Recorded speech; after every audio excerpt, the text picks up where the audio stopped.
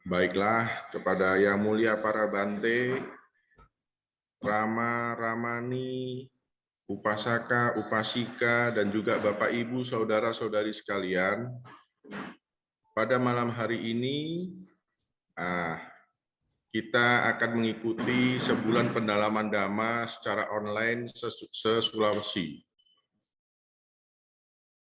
Dapat saya informasikan bahwa digagas oleh Pak Desa Nayaka dari Sulawesi Utara, Sulawesi Selatan, Gorontalo, Sulawesi Barat, dan juga Sulawesi Tengah.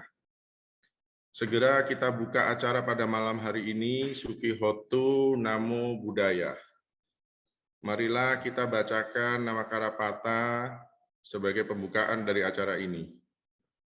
Arahang Samma Sambuddho Bhagawa Uthang Bhagawantang Abiwademi Swakato Bhagawata Dhammo Dhammang Namasami Supatipanno Bhagavato Sawaka Sanggo Sanggang Namami.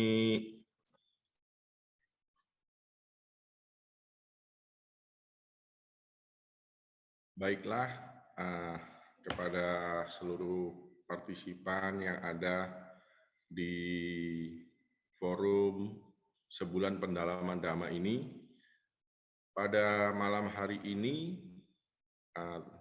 narasumber adalah Yang Mulia Biku Abhayanando Mahathera. Profil singkat dari Yang Mulia Bante Abhayanando. Yang Mulia Bante Abhayanando mendapatkan pentahbisan sebagai samanera pada tahun 1998 dan diupasampada menjadi biku pada tahun 2001. Beliau merupakan Padesa Nayaka Sulawesi Utara, Papua, dan juga Papua Barat. Selain daripada itu, Yang Mulia Bante adalah Kepala Wihara di Wihara Dharmaratna Jurumudi, Tangerang. Dhammasakaca yang akan dibawakan oleh Yang Mulia Bante Abhaya mengambil tema sikap mental menghadapi kehidupan. Kepada Yang Mulia Bante, dipersilahkan. Yang saya hormati para Padesa Nayaka, ada Pandita Candakaro Mahathera, laku Padesa Nayaka Sulawesi Tengah dan Sulawesi Tenggara, ada Oso Wirasulu selaku Padesa Nayaka Gorontalo, ada Oso Slayatanu selaku Padesa Nayaka Sulawesi Selatan dan Barat. Para upasaka, upasika yang berbahagia dimanapun berada, mungkin ada yang di wihara secara berkelompok, mungkin juga dari tempat-tempat perjalanan ataupun di rumah masing-masing. Mari kita agungkan Guru Agung Buddha dengan Namo Buddhaya. Saya apresiasi gagasan untuk melaksanakan SPD menjelang Trisuci Waisak 2566 di tahun 2022. Gagasan ini tentunya menyatukan kita semua. Umat Buddha di seluruh Sulawesi, pembinaan di seluruh Sulawesi. Kita sebagai Kalyanamita dalam perjalanan Dhamma ini tentu membutuhkan orang-orang yang mensupport, yang mendukung kehidupan kita dalam perjalanan spiritual untuk mengarahkan kehidupan kita menuju pada kehidupan yang berkualitas. Kegiatan SPD ini tentunya sangat baik sekali. Walaupun pertemuan ini diadakan secara virtual, secara online, bukan berarti kesempatan kita untuk belajar, kesempatan untuk memahami Dhamma lebih luas, lebih dalam, maknanya menjadi berkurang.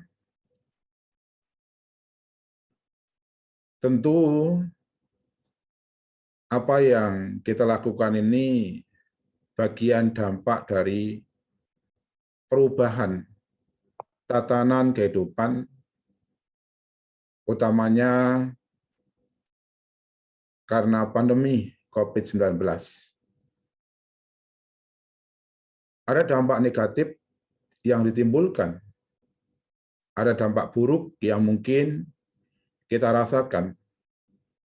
Tetapi di antara dampak buruk, dampak negatif yang kita temui dan hadapi dalam kehidupan ini semenjak pandemi COVID, tentu ada hal lain yang bersifat positif. Di antaranya, teknologi mendekatkan kita dalam kebersamaan. Teknologi juga mengkondisikan dampak-dampak yang lain dalam perekonomian, dalam berorganisasi, dalam melakukan aktivitas dalam kehidupan. Nah, pertemuan secara virtual malam hari ini juga salah satu dari dampak perubahan dalam kehidupan ini. Oleh karena itu, malam hari ini saya mengajak para upasaka upasika umat Buddha se-Sulawesi untuk merenungkan realita kehidupan, makna kehidupan. Pandemi adalah bagian dari sebuah hukum perubahan dalam kehidupan ini. Umumnya kita sebagai manusia yang masih berlatih dalam menghadapi perubahan-perubahan dalam kehidupan ini, kecenderungannya belum siap. Kecenderungannya belum siap. Kenapa belum siap? Dan apa buktinya kita belum siap? Secara pengetahuan mungkin kita mengenal anicca, mengenal ketidakkekalan. Oh ya Bante, hidup ini anicca, hidup ini tidak kekal. Secara pengetahuan kita tahu bahwa dalam kehidupan ini kita akan berhadapan dengan ketidakkekalan dengan hukum anicca. Akan tetapi, ketika perubahan itu kita temui, kita hadapi, kadang-kadang kata-kata anicca itu tidak muncul, tidak sempat muncul. Yang muncul apa? Yang muncul kecenderungannya adalah pikiran-pikiran buruk. Kenapa ini terjadi dalam kehidupan saya? Kenapa karma buruk harus menimpa kehidupan saya terus-menerus? Kenapa ada pandemi ini? Kapan berakhir? Nah, kecenderungannya kita mengeluh, berkeluh kesah, berontak, menyalahkan sana-sini. Bahkan ya beberapa waktu yang lalu saya berkomunikasi dengan salah satu umat ya, melalui WA. Dia menceritakan perihal ya, kerabatnya. Nanti kerabat saya ini barusan berbuat baik, barusan melakukan kebajikan. Nah, beberapa minggu setelah melakukan kebajikan, dihadapkan dengan musibah, dihadapkan dengan ketidaknyamanan. Bagaimana dengan perbuatan baiknya, Bante? Nah, hati-hati. Seringkali kita berpikir bahwa ketika kita melakukan kebajikan, melakukan perbuatan baik, dianggap semua menjadi beres. Tidak ada kesulitan lagi, tidak ada permasalahan kehidupan lagi, tidak bertemu dengan ketidaknyamanan lagi. Nah, kadang-kadang kita berpikir seperti itu. Sehingga kadang-kadang kita malah menyalahkan kebajikan. Apa gunanya berbuat baik? Apa gunanya melakukan kebajikan? Toh, hidup saya sulit, hidup saya menderita, hidup saya tidak nyaman. Akhirnya memutuskan untuk berhenti berbuat baik, ya, dan sebagainya. Nah, inilah cara memahami, cara menghadapi yang umumnya terjadi dalam kehidupan kita sebagai manusia yang masih berlatih. Ya, mungkin kadang-kadang kita mampu menghadapi tegar, menghadapi permasalahan kehidupan, menghadapi ya, dampak dari perubahan kehidupan. Tetapi kadang-kadang kita juga sok tegar, sok mampu, ya. Padahal kita tidak mampu, tidak kuat untuk menghadapinya. Nah, malam hari ini, mari kita merenungkan apa yang seharusnya kita lakukan dalam kehidupan ini. Mari kita kembali pada sabda Sang Buddha menjelang beliau parinibbana. Wayo dhamma sangkara apamadena sampadetati. Segala yang berkondisi dalam kehidupan ini tidak kekal. Berjuanglah tanpa kelingahan. Berjuanglah dengan kesungguhan.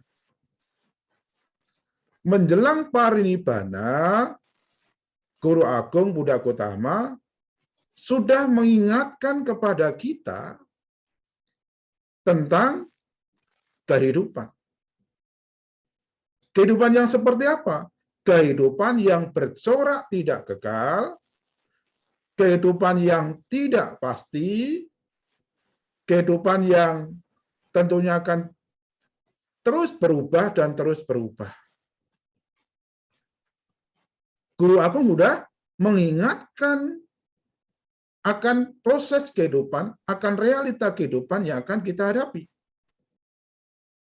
Bahkan seorang Buddha pun juga mengalami siklus kehidupan. Beliau mangkat sempurna. Tubuhnya tidak menopang lagi. Tubuhnya juga mengalami perubahan. Usia tua, kelabukan, dan kematian. Ini adalah realita. Ini adalah fakta dari kehidupan ini. Nah, dari sabda Sang Buddha ini, buat sekalian, ya, para upasaka-upasika dimanapun berada,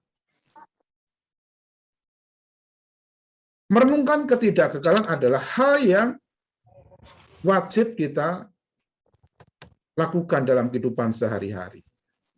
Supaya apa?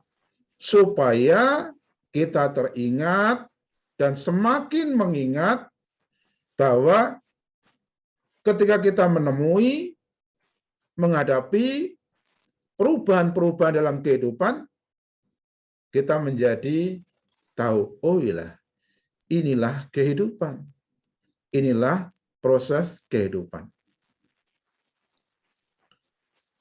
Hanya saja para upasaka-upasika sekalian, seringkali kita ini masih belum sampai pada tahapan siap menghadapi hukum perubahan, siap menghadapi hukum ketidakkekalan. Kenapa? Karena cara berpikir kita masih subjektif.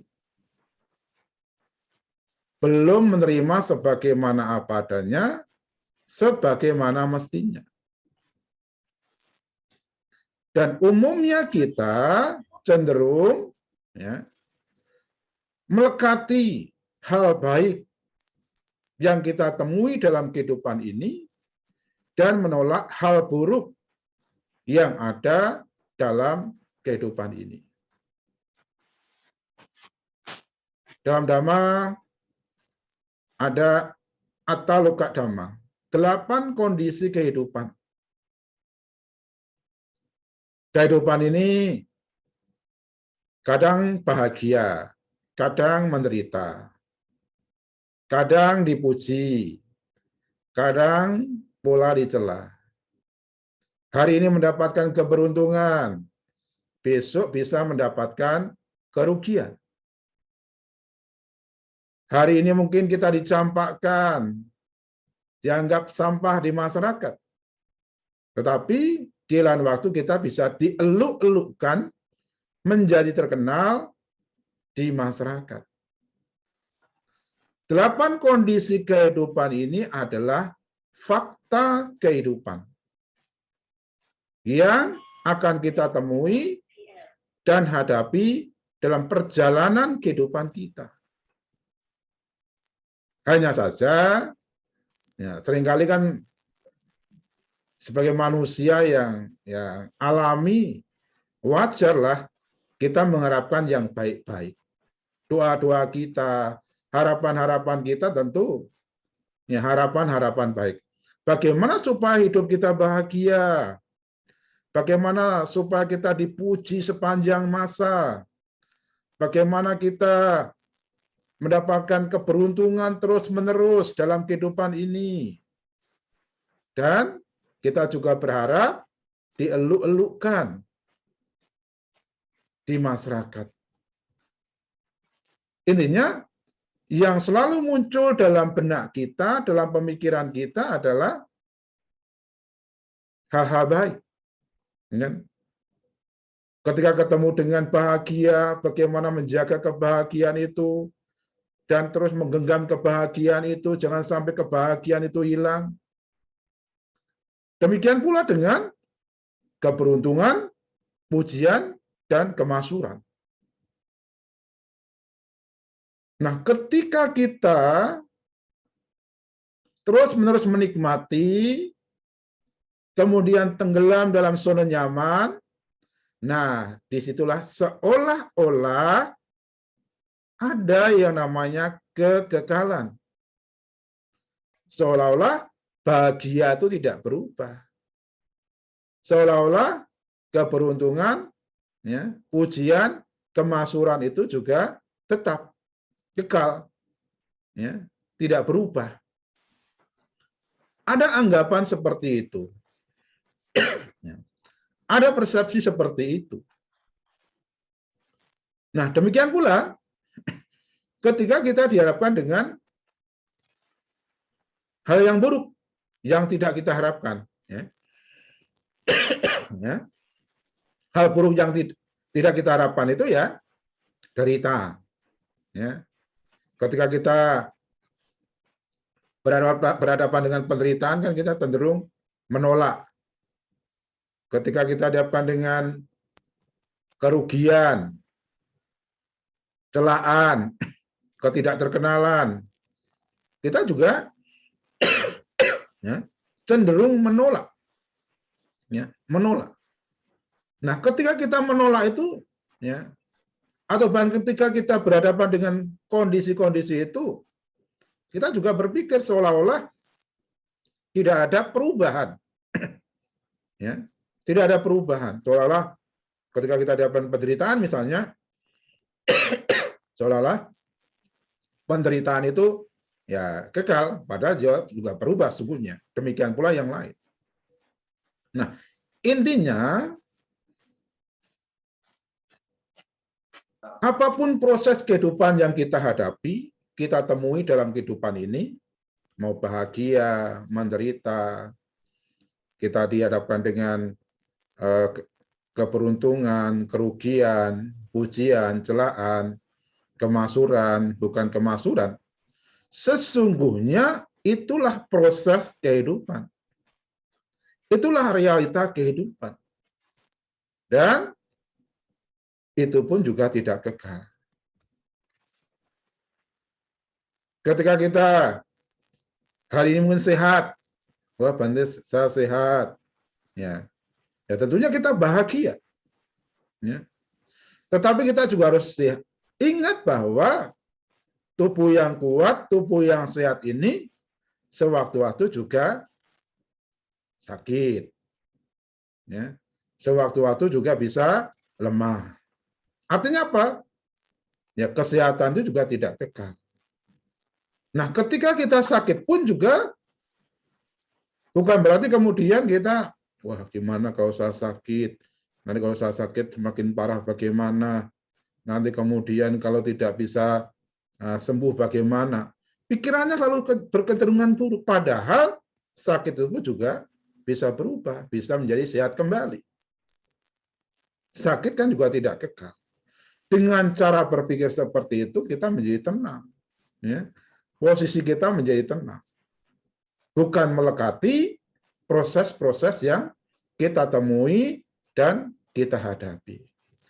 Inilah yang saya katakan sebagai menerima sebagaimana mestinya. Menerima sebagaimana apa adanya. Artinya, melihat kehidupan ini bukan apa yang kita mau. Bukan apa yang kita mau. Kan kita cenderung subjektif kan. Apa yang kita mau. Maunya saya. Kan selalu begitu toh. Maunya saya. Maunya saya. Maunya saya ya hidupnya selalu bahagia. Ya, mendapatkan keberuntungan. Dipuji. Ya. Nah, kemudian termasuk. Kan maunya saya seperti itu. Kan kecenderungannya begitu. Maunya saya tidak ada penderitaan. Tidak ada celaan. Tidak ada kerugian. Dan juga tidak ada ketidakterkenalan. Maunya seperti itu. Tetapi ya harapan itu kan kadang-kadang sekedar harapan. Tetapi kadang-kadang harapan itu tidak berbanding lurus dengan kenyataan atau realita. Ya. Kita berharap bahagia, realitanya menderita. Ya, seperti itu. Nah, menerima sebagaimana apa adanya ini adalah menerima bahwa kondisi-kondisi yang kita hadapi dalam kehidupan ini, ya, saya selalu menggambarkan kehidupan ini kalau nggak manis ya pahit. Ya. Ya. Manis, ya, yang nyaman, yang enak. Ya.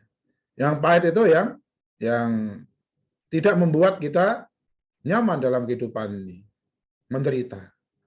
Nah, manis dan pahit adalah proses kehidupan. Proses kehidupan. Yang artinya bisa kita temui sewaktu-waktu dalam perjalanan kehidupan kita.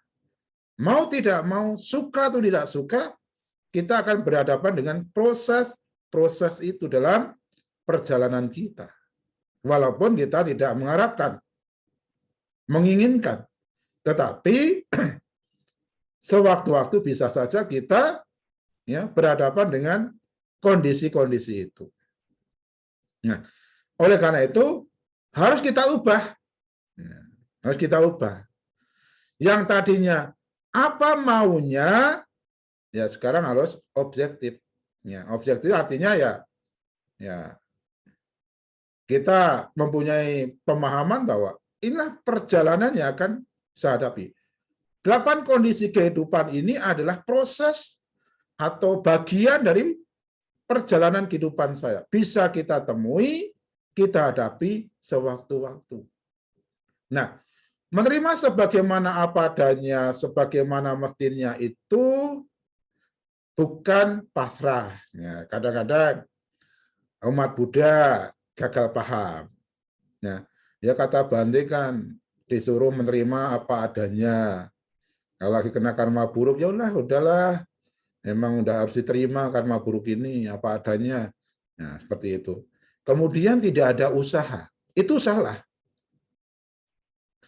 Ya, ambil contoh, ya. Suatu hari kita ada menderita kerugian, ya. Dalam bisnis rugi. Ya kan kata Bante kan rugi harus diterima. Ya udahlah. Ya udahlah. Jadi tidak ada kata-kata berusaha. Nah, menerima sebagaimana adanya, sebagaimana mestinya itu bukan pasrah begitu, tetapi memahami, oh iya, hari ini rugi.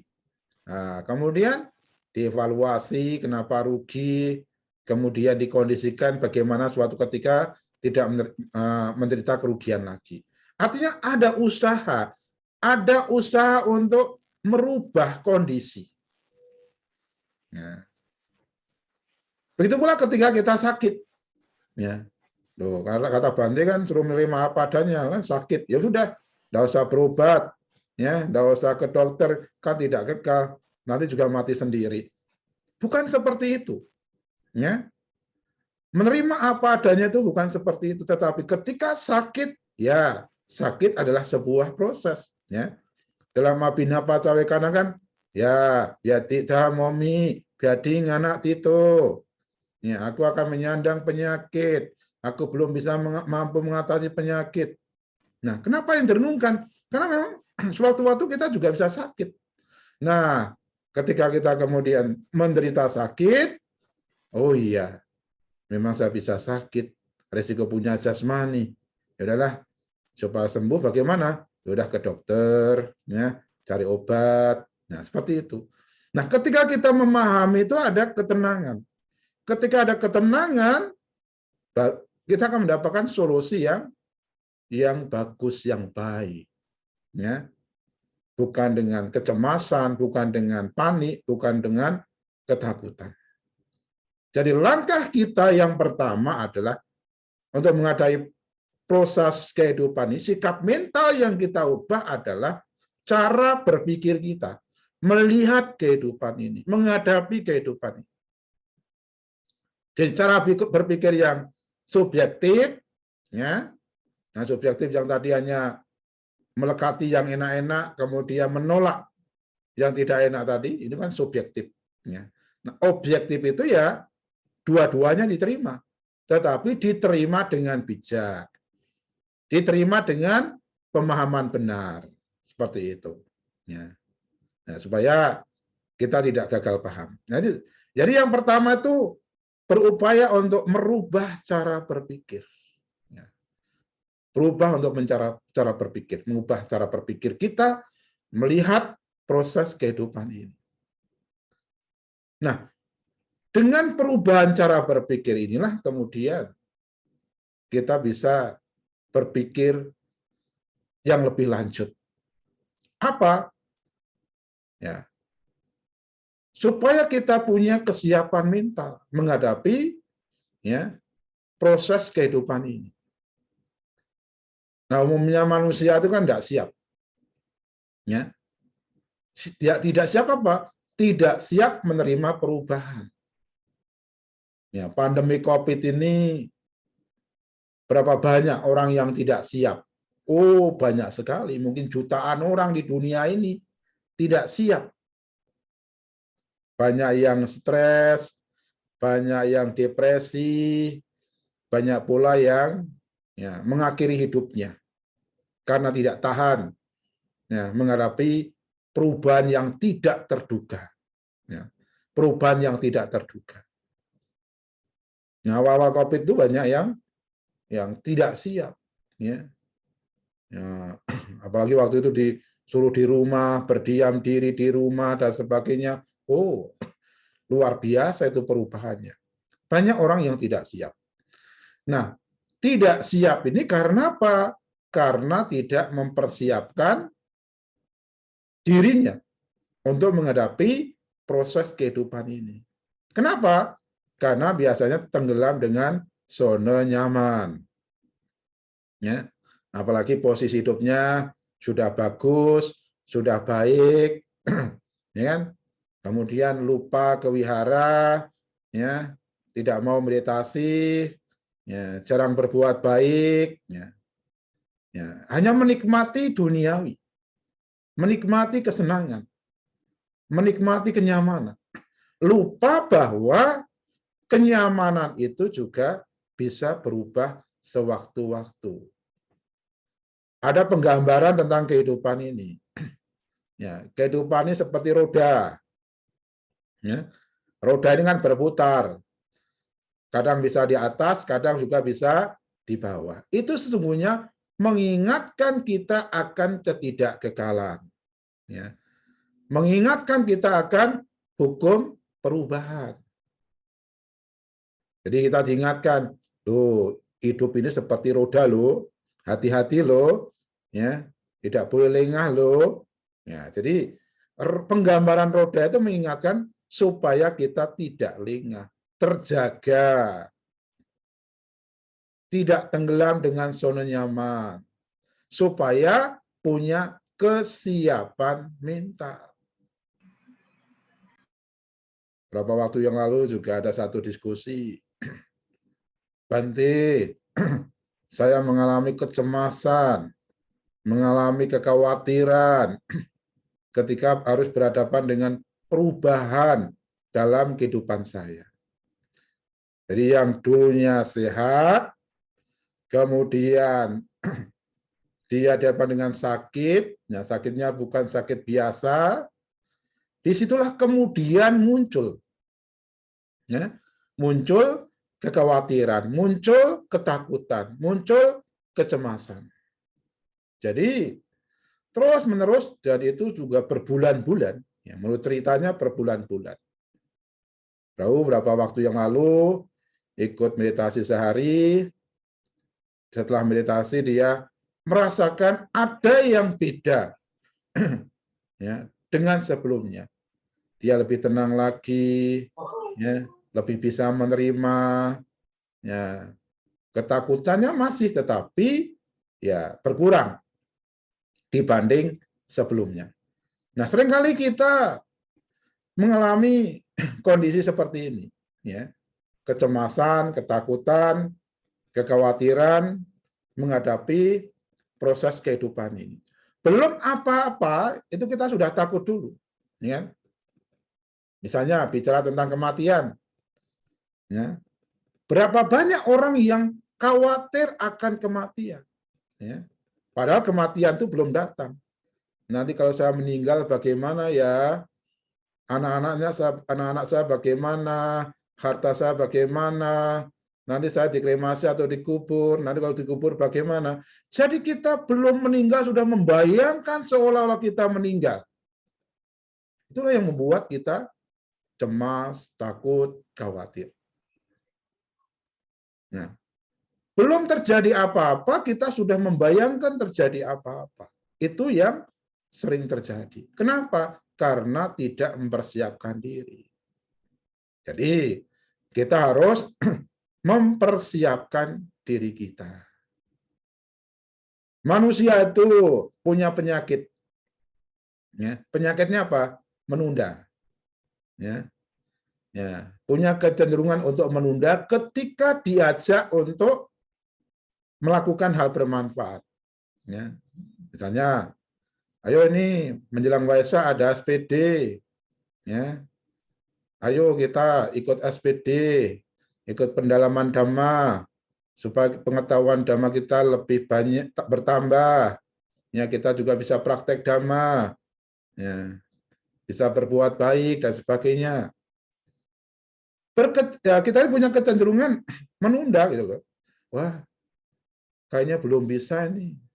Saya ini gaptek, ya kadang-kadang kita nggak tahu teknologi. Ya, artinya kan sesungguhnya ya saya dulu awalnya juga gaptek, sampai sekarang juga sedikit gaptek juga. Tetapi ya mau belajar itu yang penting kan gitu. Ya, yang mau belajar yang penting. Atau mungkin join dengan temennya. Ayo kita kumpul di wihara. Kita ya, ikut SPD. Nah, kan bisa. Cuma kecenderungan menunda itu kuat sekali. Ya. Diajak SPD, diajak meditasi, diajak berbuat baik, diajak ke wihara itu besoklah, lusa saja atau minggu depan, ya. Kemudian kita juga seringkali, wah belum ada waktu, masih sibuk, banyak pekerjaan, ya. Punya kecenderungan seperti itu, ya. Sesungguhnya kita itu ya malas sesungguhnya, ya kan? Malas. Nah, ketika kita punya kecenderungan berpikir seperti itu, bukankah kita itu menganggap hidup kita kekal? Ketika kita, ayo kita ke wihara minggu depan, apakah menjamin minggu depan masih ada? Apakah menjamin minggu depan kita sehat? Ayo ikut SPD, tahun depan saja, tahun ini belum sempat. Apakah menjamin tahun depan kita masih ada? Masih sehat? Tidak ada yang menjamin. Kenapa? Kehidupan tidak pasti, kematian itu pasti. Arti kehidupan tidak pasti. Kalau kita bicara, besok sajalah ikut SPD-nya, atau nunggu nanti kalau pencerahannya top, misalnya begitu. Nah, apakah ketika kita berpikir seperti itu, nunggu dan menunggu itu nanti kita masih ada? Belum tentu. Dalam Abhinapaccawekana itu kita diingatkan tentang usia tua, sakit, kematian, dan perubahan. Kita diingatkan itu. Kan seringkali kan, masih muda Bante, senang-senang dulu, nikmati hidup. Nanti kalau mau dekat dengan agama, kalau tua. Ya kalau tua. Kalau udah muda sakit-sakitan gimana? Kita nggak ngomong kematian lah. Muda sakit-sakitan. Ya, kesempatannya menjadi berkurang. Jadi, ingat, ada usia tua, sakit, kematian, dan perubahan. Kalau kita ngomong besok, lusa yang akan datang, kembalilah ingat itu supaya kita tidak menunda. Dalam Bhaddekarata Sutta itu jelas sekali itu. Ajewa kicamata pangko janyak maranang sui. Berusaha sekarang juga, siapa tahu esok kita mati. Nah, itu jelas sekali itu. Itu bukan menakut-nakuti, tetapi hal yang pasti. Kan jiwitang aniatang maranang niatang. Kehidupan tidak pasti, kematian yang pasti. Ada sesuatu yang pasti itu, ingat itu. Yaitu kematian.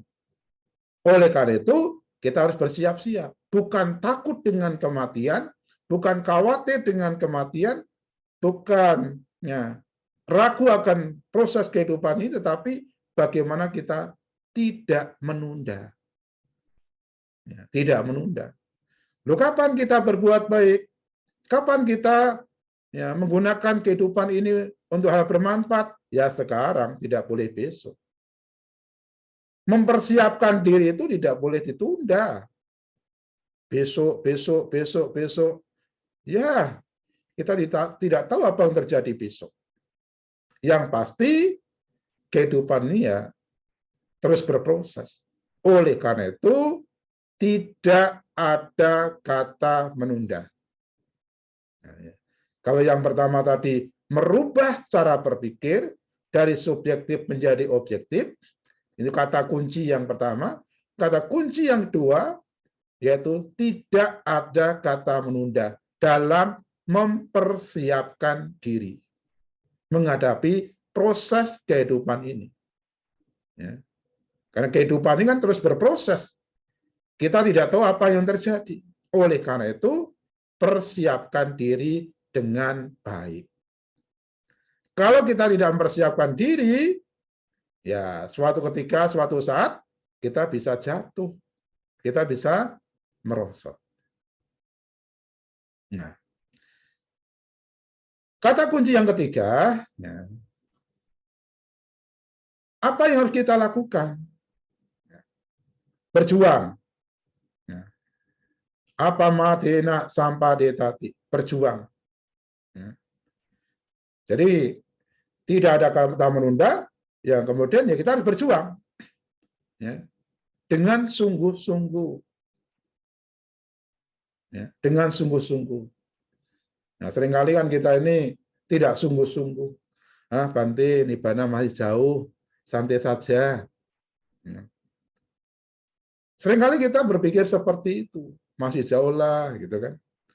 Kita ini belum sampai, nikmati dulu hidup ini, ya, seringkali begitu. Jadi kita tidak boleh haruslah senantiasa eling, ya, eling dan waspada, senantiasa sadar, ya, senantiasa waspada. Ya. Orang yang eling, orang yang waspada itu orang yang selalu ingat dengan apa yang harus dilakukan dalam kehidupan ini. Dan selalu ingat apa yang tidak boleh dilakukan. Dalam Dhamma ada kalimat yang sangat baik. Terjemahnya kurang lebih seperti ini. Dalam sisa kehidupan ini, hendaknya kita melakukan hal yang bermanfaat dan tidak melakukan hal yang ceroboh. Jelas itu, ya, jelas. Apa yang kita perjuangkan, hal yang bermanfaat. Dalam sisa kehidupan ini, ya, kita sebagai manusia kan usianya berbeda-beda. Yang usianya panjang, mungkin bisa 90 tahun, 100 tahun, bahkan mungkin lebih dari 100 tahun. Katakanlah usia kita itu 70 tahun. Kalau sekarang 65 tahun, berarti tinggal 5 tahun. Kalau 60 tahun, tinggal 10 tahun. Kalau 40 tahun, tinggal 20 tahun. Nah, 20 tahun, 10 tahun, 5 tahun, ini kan sisa-sisa kehidupan kita. Kalau usia kita 70, kan kita enggak tahu. Bisa saja usia kita 40, 30, ya kan? 50, enggak mungkin Bante. Ya, saya sehat kok dan sebagainya. Oh, Abinha Pacawekana sudah jelas itu ya. Ya, usia tua, sakit, ya, kematian dan perubahan. Kita tidak tahu apa yang terjadi. Ya, kan? Oleh karena itu sisa-sisa waktu kita ini hendaknya betul-betul kita manfaatkan dengan baik. Saya selalu menggunakan kalimat begini. Menghargai waktu, menghargai kehidupan. Menghargai kehidupan berarti kita menjaga kualitas kehidupan. Seringkali kita tidak menghargai waktu kita. Ya. Sudah waktunya sisa-sisa, dan sisa-sisanya kita nggak tahu, kita tidak menghargai waktu yang sisa-sisa ini, waktu yang singkat ini. Kemarin bincang-bincang tentang waktu, ya Bante kok tahu-tahu sudah masuk April lagi, ya, waktunya cepat banget ya. Ya, ada orang berkata begitu. Inilah kehidupan. Ya, waktu terus bergulir. Kita tidak bisa kembali ke waktu yang sebelumnya. Tarik lagi tidak bisa. Waktu yang tepat adalah waktu sekarang. Waktu saat ini untuk berjuang. Ya, sehingga waktu demi waktu ini harus kita hargai dengan baik. Dengan menghargai waktu, menghargai kehidupan kita. Dengan menghargai kehidupan kita berarti kita juga menjaga kualitas diri kita. Dengan apa? Ya tentu berjuang untuk ya bagaimana kita mempraktekkan dhamma dalam kehidupan sehari-hari. Maka kita harus terus belajar dan juga praktek dhamma dalam kehidupan sehari-hari. Itulah yang harus kita perjuangkan. Ya, praktek dana, kerelaan, ya, praktek moralitas, ya. Berapa waktu lalu ada gerakan 1000 atasila, ya. Dan ternyata lebih, ya, gerakan itu lebih antusias umat, nah, luar biasa. Nah, itu kan berkaitan dengan sila. Ya, menjelang puasa ini, ya, SPD ini juga banyak umat-umat yang atas sila. Ya, sangat baik sekali. Ya, praktek luhur sila. Kemudian bermeditasi, ya. Mengembangkan milik luhur batin, itu juga sangat baik. Nah, itu praktekkan, ya. Dana sila bawana itu dipraktekkan dalam kehidupan sehari-hari. Jangan hanya membengku menjadi pengetahuan tanpa ada, ya, tindak lanjut. Ya, seperti tadi, semua orang tahu anicca, ya. Bante, hidup ini anicca, tidak kekal. Begitu kehilangan sandal, oh marah-marah. Nah, seringkali kan begitu dicela, marah-marah. Lu katanya anicca, tapi begitu kehilangan sandal, ketika dicela, ketika berbuat baik tidak dipuji, nah, langsung ngambil kata-kata anak sekarang itu baper gitu, ya. Kalau terbawa perasaan, gitu, emosi yang muncul. Nah, itu seringkali begitu, ya. Pengetahuan begitu. Nah, justru pengalaman praktek itulah yang akan menumbuhkan hal positif untuk batin kita. Bukan sekedar berhenti di pengetahuan, tetapi juga penembusan, pencapaian. Tentu semua itu bertahap. Para upasaka, upasika dimanapun berada, inilah 3 kata kunci, ya, sebagai sikap mental untuk menghadapi kehidupan. Yang pertama, merubah cara berpikir. Yang kedua, tidak ada kata menunda. Yang ketiga adalah berjuang dengan kesungguhan. Tentu, ya, berjuang di sini adalah, ya, bagaimana kita banyak belajar dan juga banyak praktek. Begitu dana, sila, dan bawana. Inilah pengantar Dhamma Sakaca pada malam hari ini. Semoga dapat menjadi perenungan, menambah wawasan dalam kehidupan kita sebagai umat Buddha, sehingga kita pun juga bisa praktek dhamma dalam keseharian kita, khususnya bagaimana menjaga mental kita untuk menghadapi kehidupan. Semoga Tiratana melindungi, Sabe Sata Bhawanusata, semoga semua makhluk berbahagia. Saya kembalikan kepada moderator. Silakan. Anumodana Yang Mulia Bante Abhayananda Mahathera atas Dhamma Sakacanya. Berikutnya diberikan kesempatan kepada partisipan untuk mengajukan 3 pertanyaan. Mohon izin Pak Andi, boleh nanya dari Palu? Baik, Pak Ruminto, dipersilakan. Ya, selamat malam Bante Abhayananda Mahathera. Terima kasih materinya. Ini Bante, kadang-kadang justru karena kita memahami hidup ini tidak kekal dan adanya perubahan itu Bante, justru kadang-kadang memunculkan rasa tidak semangat Bante, tidak termotivasi. Ngapain kita berjuang mati-matian? Toh akhirnya juga akan berubah menjadi tidak seperti yang kita harapkan begitu Bante. Nah, ini bagaimana cara memotivasi diri kita supaya justru kita tidak pesimis gitu Bante dalam hidup ini. Karena kita tahu bahwa endingnya nanti juga hanya seperti itu gitu Bante. Terima kasih Bante. Ya. Ya, ketika kita memahami dengan pola seperti itu sesungguhnya tidak bijak. Karena sesungguhnya kita juga tidak tahu perubahan-perubahan apa yang akan terjadi, ya, di hari-hari berikutnya. Tetapi saya selalu mengatakan bahwa ada 2 harapan, ya, dalam kehidupan ini, harapan baik dan juga harapan yang tidak baik. Ya. ada dua hal yang bisa kita temui dan hadapi dalam perjalanan kehidupan kita, ya, yang membuat kita nyaman, yang membuat kita tidak nyaman. Nah, dengan berpikir bahwa kita ingin mendapatkan hal-hal yang nyaman dalam kehidupan ini, maka yang harus kita kondisikan ya hal-hal baik. Dan hal baik itu akan mengkondisikan kebaikan-kebaikan. Memang dalam perjalanan kehidupan bisa saja kita menemui ketidaknyamanan.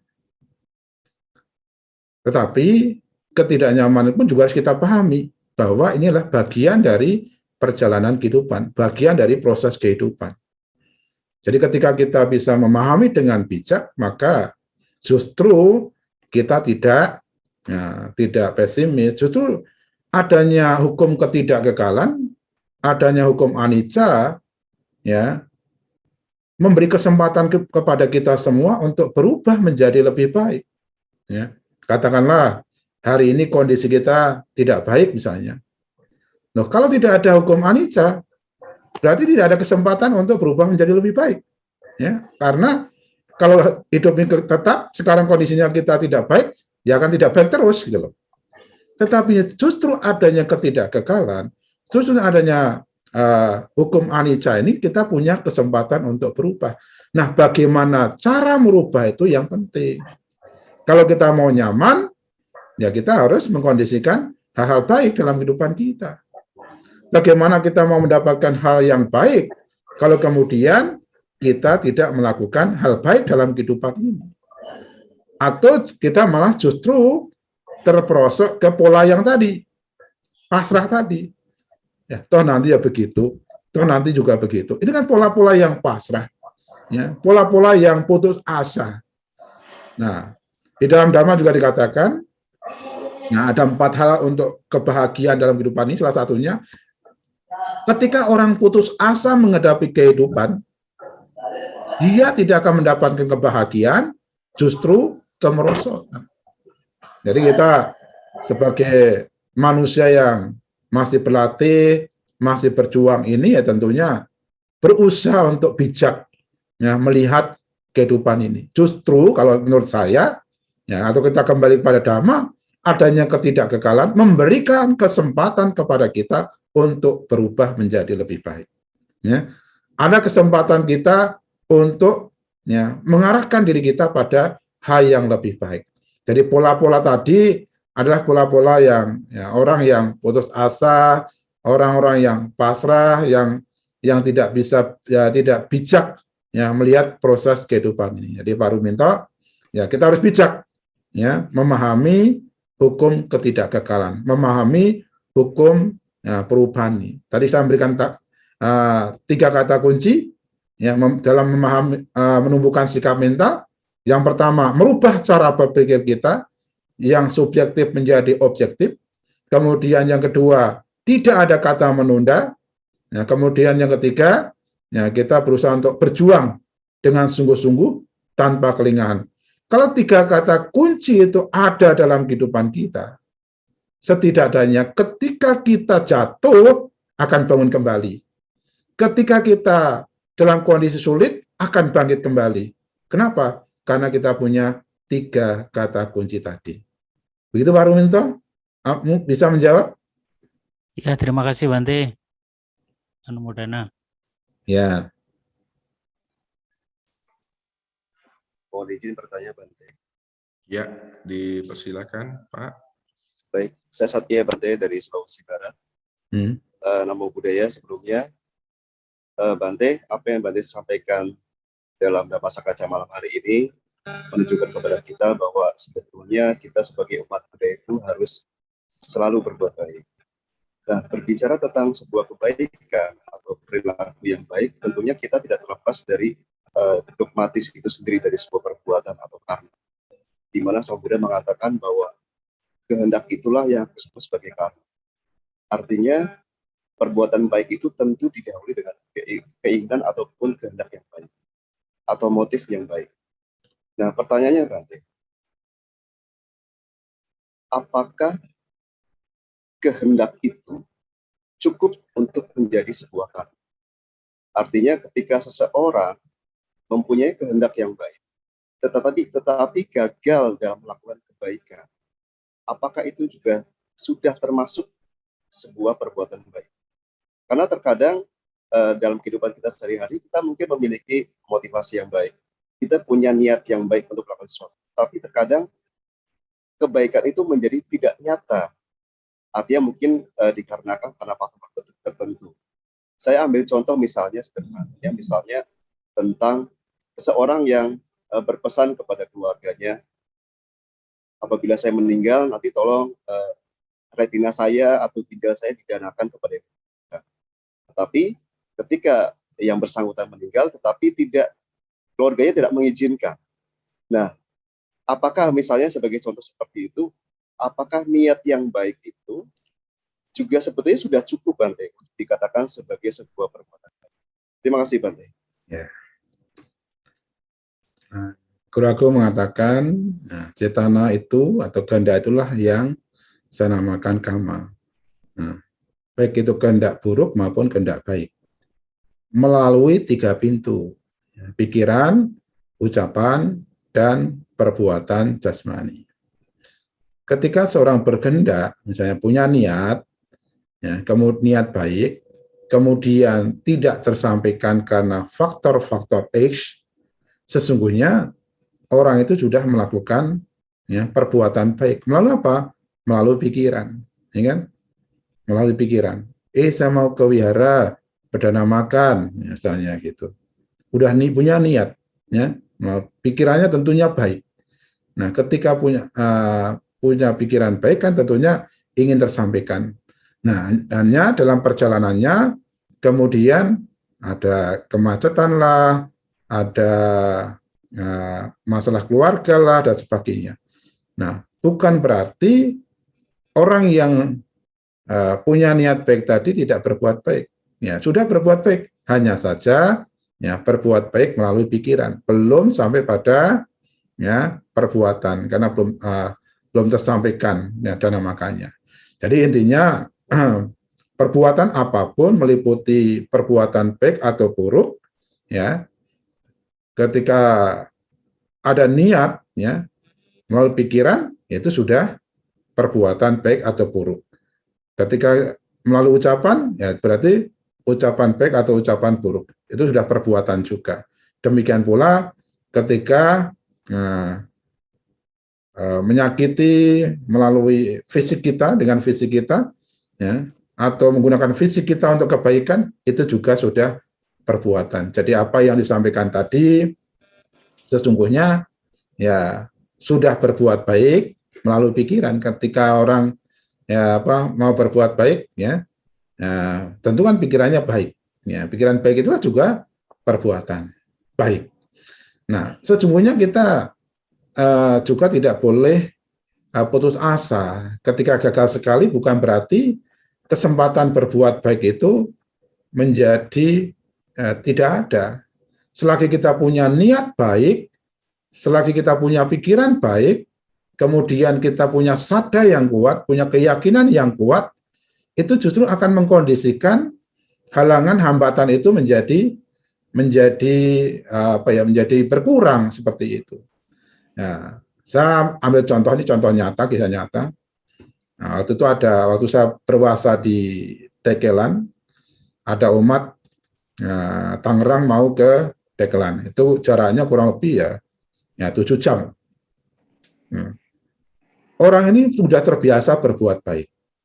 Ya, kemudian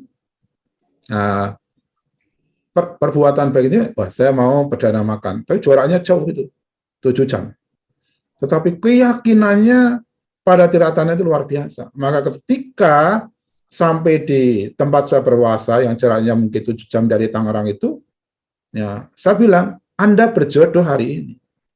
Wah, dia cerita luar biasa. Wah, Bante, tadi pagi saya dibangunin istri saya, diingatkan kembali untuk ke Tekelan, ya, perdana makan, terus kemudian persiapkan diri, terus begitu. Sampai kemudian karena Tekelan itu ada di lereng gunung, kadang-kadang sinyalnya tuh mapnya itu jadi kayak hilang, mati hidup. Tetapi akhirnya tersampaikan. Walaupun ya sedikit telat, ya harusnya jam 11 sudah mulai, dia jam 11.20 baru sampai. Tetapi tersampaikan. Intinya apa? Keyakinan yang kuat pada tiratana ini sungguhnya juga menjadi dasar ketika seorang berbuat baik. Bukan berarti gagal hari ini kemudian ya kita tidak melakukan kembali. Kita kondisikan saja terus-menerus. Ya, yang namanya perbuatan baik itu kan apa? Yang berkaitan dengan dana, sila dan bawana, yaitu dilakukan saja. Maka kita harus mengkondisikan kita. Maka saya selalu menggunakan kalimat begini, taklin begini. Ya, tiada hari tanpa kebajikan. Apapun kebajikannya, mau berdana kecil, ya besar, mau meditasi mungkin 5 menit sampai kemudian 1 jam, ya mungkin praktek asilat mungkin seminggu sekali atau mungkin seminggu 3 kali, semua kembali pada diri kita. Yang penting kita bisa mengkondisikan terus isi kehidupan ini dengan menghargai waktu, menghargai kehidupan. Ya, menghargai kehidupan berarti kita juga menghargai, menjaga kehidupan kita. Jadi saya sarankan, ya mungkin gagal sekali bukan berarti kita gagal untuk sepanjang masa. Masih punya kesempatan untuk berbuat baik.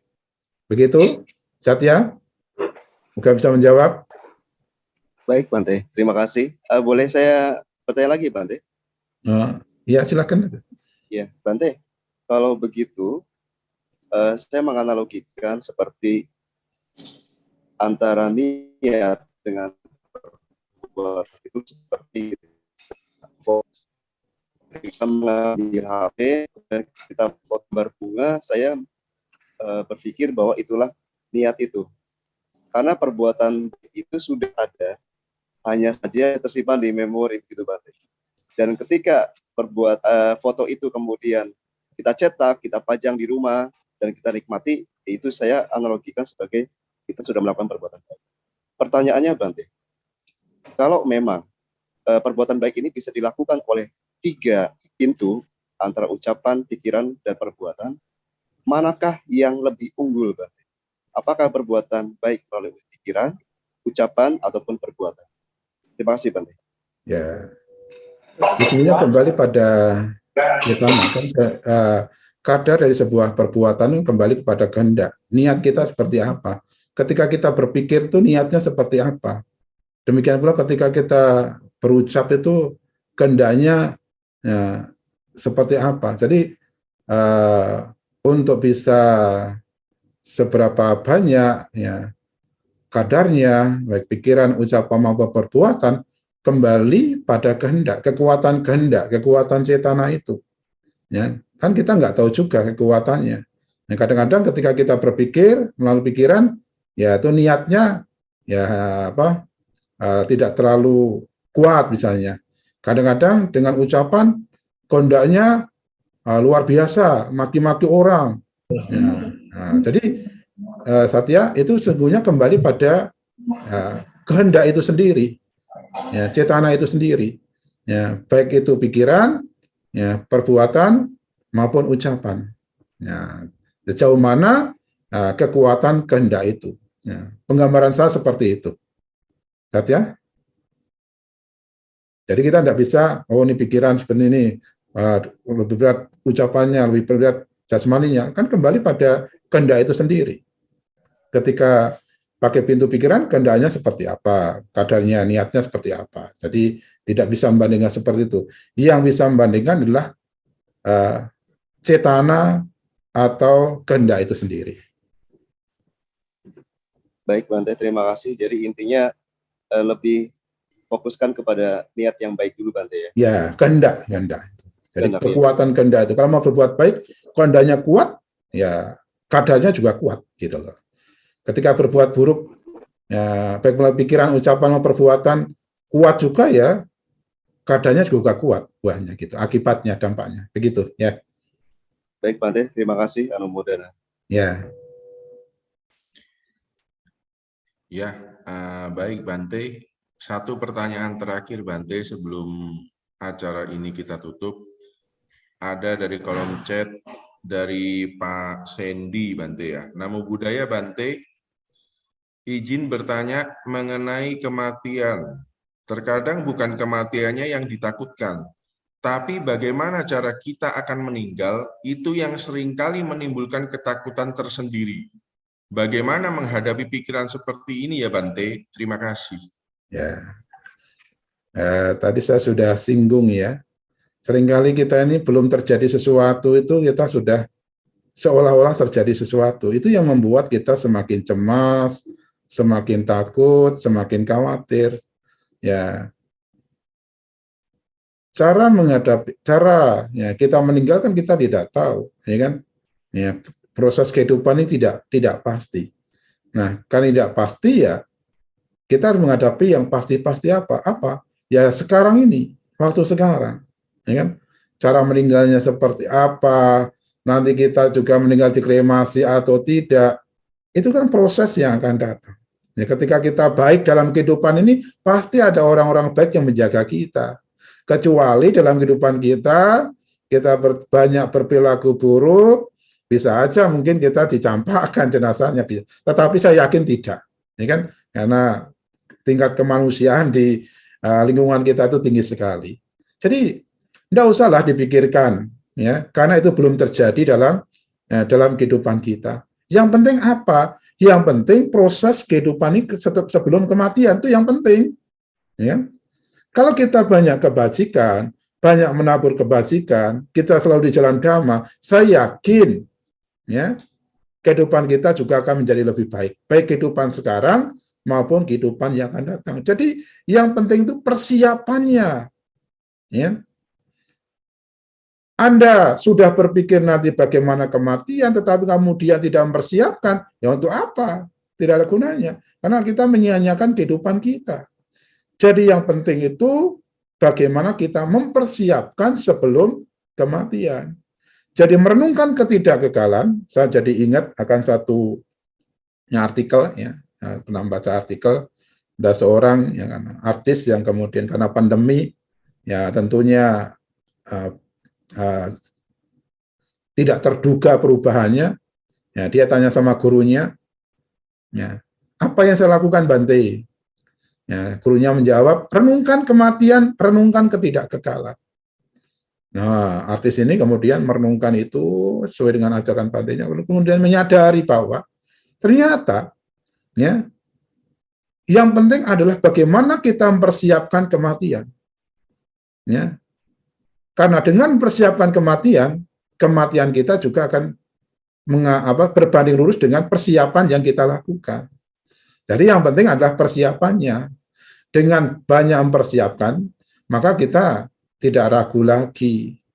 Ya, saya selalu menggambarkan seperti orang melakukan perjalanan.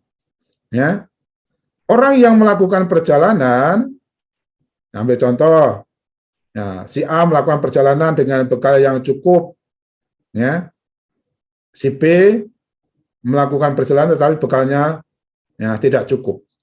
Tentu tingkat keraguan-raguannya, ya, tingkat keraguan-raguannya lebih banyak si B karena bekalnya tidak cukup. Wah, nanti kalau di tengah perjalanan habis bagaimana ya? Jadi terus bagaimana? Tetapi si A yang bekalnya sudah cukup, ya sepanjang perjalanannya ya anteng saja, tenang saja. Oh, saya pasti sampai tujuan kok. Karena bekalnya sudah cukup. Jadi ya, persiapkan kehidupan ini dengan baik, dengan 3 kata kunci tadi, ya, menghadapi ketidakkekalan, hidup yang tidak pasti dengan sikap mental, merubah cara berpikir, kemudian tidak ada kata menunda, ya, kemudian kita berjuang ya, dengan kesungguhan di saat ini, karena saat ini adalah masa depan kita. Dengan 3 kata kunci itu kita akan menjadi lebih nyaman menghadapi kehidupan ini. Setidak-tidaknya ketika kita dihadapkan dengan kesulitan, kita mampu bangkit, mampu bangun, ya, dan kembali pada jalan yang benar. Jadi yang penting adalah persiapannya, ya, persiapannya. Ya, apa yang kita persiapkan? Ya tentu dengan banyak belajar dan juga praktek dhamma. Saya yakin dengan banyak belajar dan praktek dhamma akan mengkondisikan hal yang baik sehingga kecemasan, ketakutan dan kekhawatiran itu juga lama-lama menjadi redam dan hilang dalam kehidupan kita. Demikian, semoga bisa menjawab.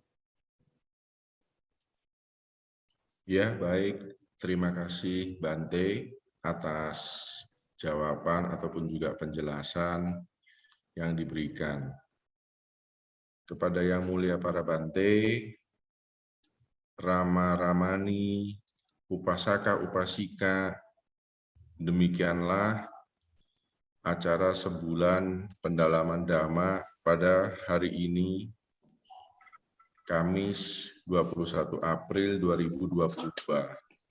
Semoga dari apa yang telah dibabarkan oleh Yang Mulia Bante Abhayananda Mahathera dapat membuat kehidupan kita menjadi lebih baik dan juga dapat membuat kita sebagai manusia bisa lebih sering untuk berbuat kebajikan.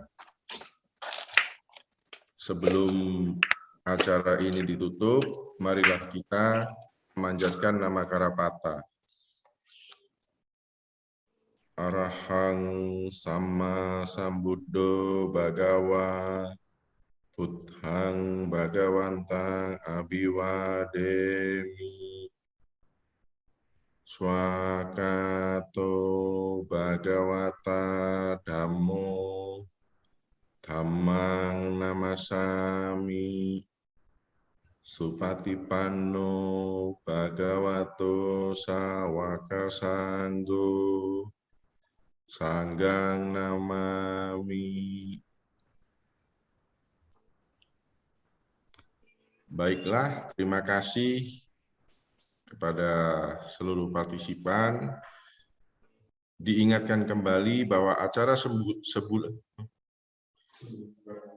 sebulan pendalaman Dhamma akan kembali lagi pada hari Senin, tanggal 25 April pukul 19.30 waktu Indonesia Tengah dengan narasumber Yang Mulia Bhikkhu Buddhadhammo Mahathera.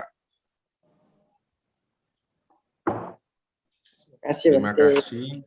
Selamat malam. Selamat malam. Namo Buddhaya. Namo Buddhaya. Selamat malam semuanya. Semangat dan sehat. Terima kasih Bante. Terima kasih Bante. Malam Bante. Terima kasih Bante. Ya, semuanya ya. Sehat selalu Bante. Namo Buddhaya. Ya, aduh, Maluku.